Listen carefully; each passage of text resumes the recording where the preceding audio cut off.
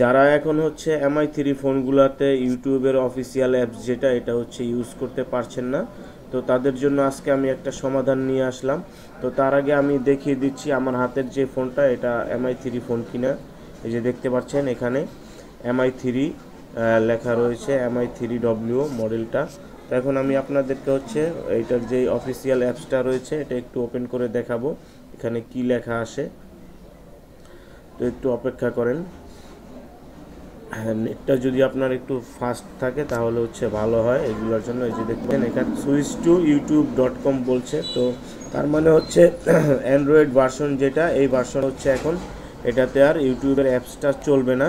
তো এটার জন্য আমাদেরকে যেটা করতে হবে গুগল ক্রোমে চলে আসতে হবে। আমি আবারও একটু দেখিয়ে দিচ্ছি, যে দেখতে পাচ্ছেন গুগল ক্রোম ব্রাউজার যেটা, এই ব্রাউজারে এসে তো আপনাকে হচ্ছে এখানে লিখতে হবে youtube.com। একটু লিখে দিচ্ছি, এই যে ইউটিউব, এখানে লিখলেই কিন্তু অটোমেটিকলি চলে আসবে।